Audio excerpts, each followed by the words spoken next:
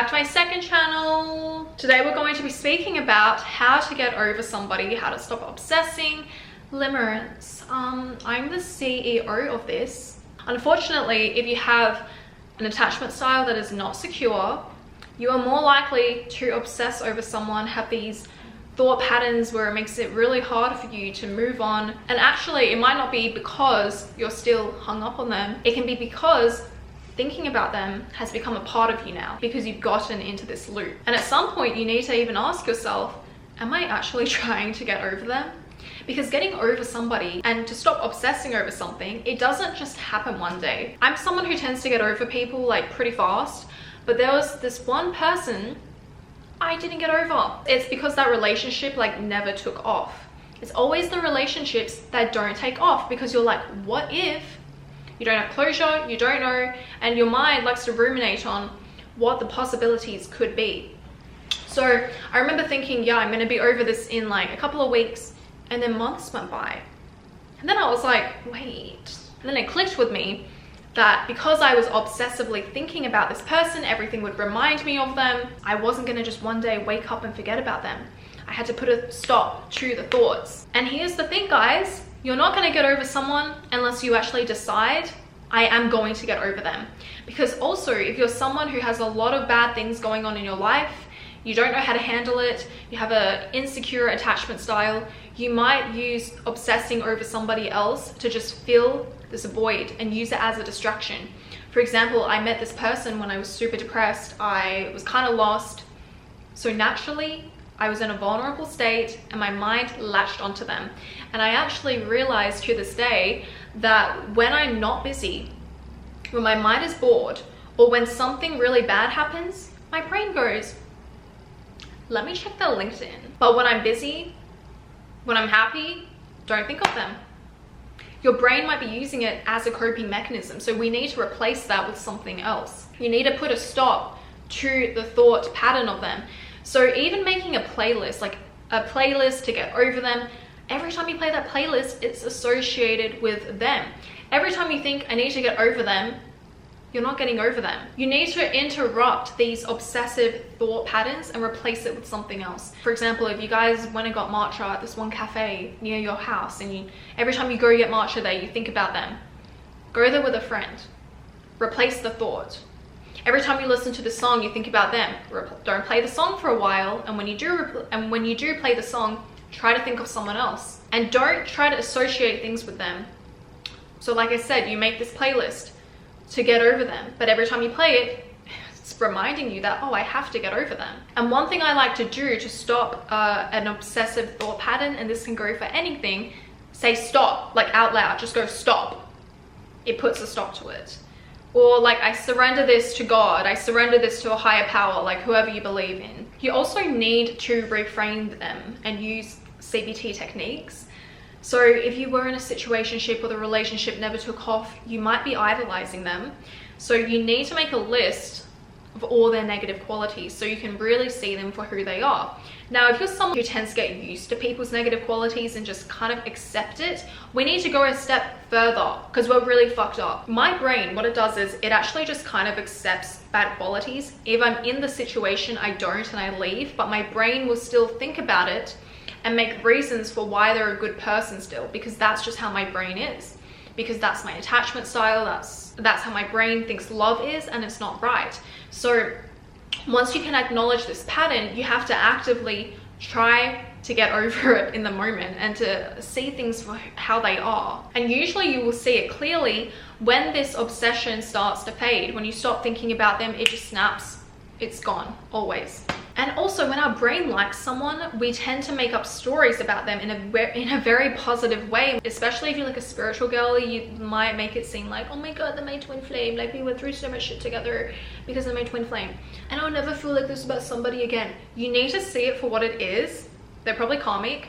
You will feel that way about someone again, and they're probably not that special. Your brain just wants to make them feel special so you don't feel like an idiot for obsessing over them for so long. For example, you might actually be obsessing over someone for a long time. You know they're not that great, but your brain still wants to obsess for whatever reason. They become part of your routine.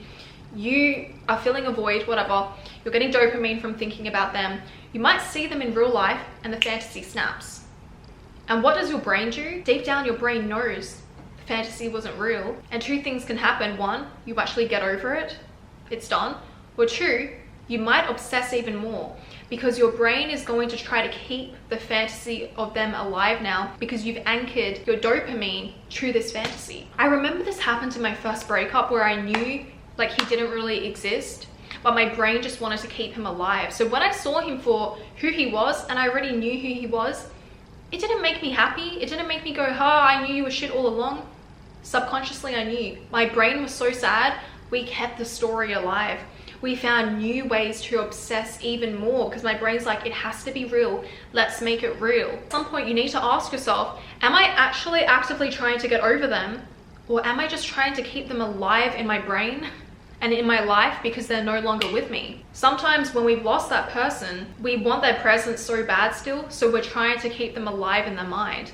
Everyone knows that feeling of when you realize, I haven't thought about them in a while. You might be happy about it, or you might actually get sad and you might find new ways to obsess because you want to keep them alive. You don't want to forget about them. So people who have extreme limerence, it's unmet childhood needs. Maybe you were abandoned. Maybe your parents didn't give you love. You don't have a secure attachment style. So you're more likely to obsess. That's why it's super important to know yourself and to get therapy. For example, last year, my BetterHelp therapist, this video is sponsored by BetterHelp, but I actually use them. True ass story alert, guys. I was really depressed early last year after moving to Dubai because I literally was like, what the fuck am I doing? So I became depressed. My brain chemicals were crazy. Like I could not get a hold of my brain, really. It was like I was a different person, really. And my therapist at the time diagnosed me with CPTSD, which explains my fearful avoidant attachment style. And once I could understand this, everything else made sense in my life. And it's not like you're broken. I feel like once you know why you are the way you are, that's when you can actively heal because you know, okay, for example, fearful avoidance. This person's gonna try and get close to me, I'm gonna run away. This person, they might back off and you're like, wait, give me attention now. And you come back, they come close, you run, and then you come back. If you know why you do this, you can actually communicate to the other person, hey, I'm this way, I might need some time. And you know yourself what you need to do. You need to not run away, or you need to ask for a bit of space, but you won't sabotage. That's why therapy is so key, because I didn't know my attachment style. I didn't know I had CPTSD. I don't have all the symptoms of CPTSD, but definitely like the attachment style one, I have.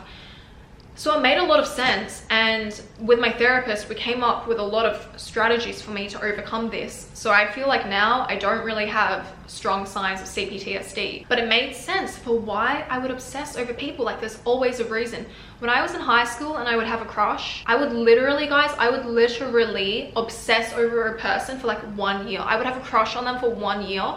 And it would take me like months to get over them because my brain loved it. My brain loved to ruminate on it. So if you're interested in getting therapy, which you should be, why don't you use my paid partner today, BetterHelp? Thank you to BetterHelp for sponsoring this channel, as always. A BetterHelp therapist will listen, ask questions, and help see things through a new light. They can give you advice and also give you techniques to help manage whatever you're dealing with. BetterHelp is on a mission to make starting therapy easier. It's super easy to get started. All you need to do is fill out an application, and usually within a couple of days, BetterHelp will have paired you with a therapist right for you.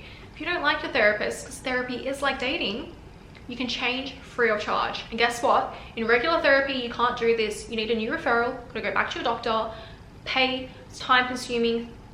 BetterHelp, you can change very, very fast.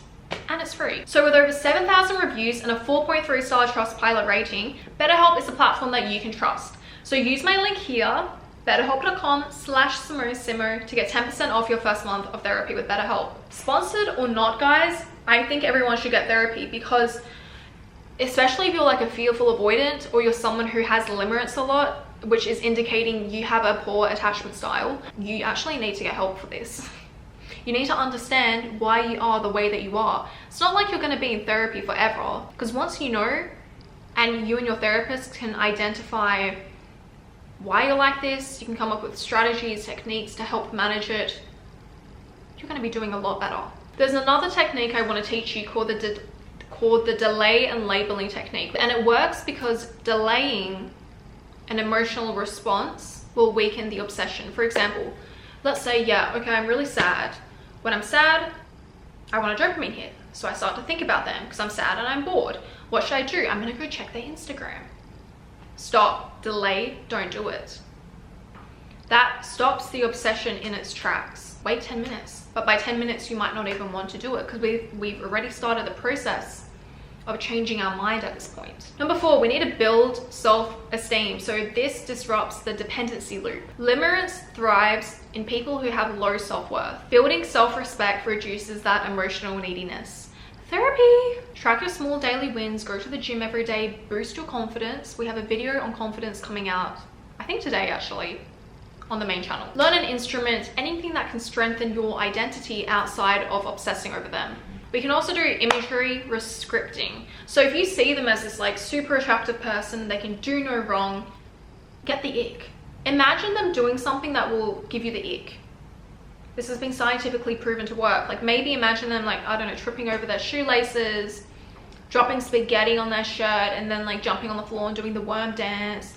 Imagine them doing like the Gangnam Style. Also, when we obsess over someone, it might be because we're craving the emotional experience they gave us. We're craving the emotional high. So go do something else that can give you the emotional high. If you're craving oxytocin, go do things which will give you oxytocin. Get a massage, go hug your dog. Cut all reinforcing contact. The continued exposure to them is going to keep the obsession alive. You need to cut them out of your life. No contact. Bye-bye. It's also helpful to not think of things as being in a no contact period. That's simply how your life is now. They're not in your life. You're not in no contact. They're just not in your life. You don't talk to them anymore. Journaling with rational, emotional thought processes.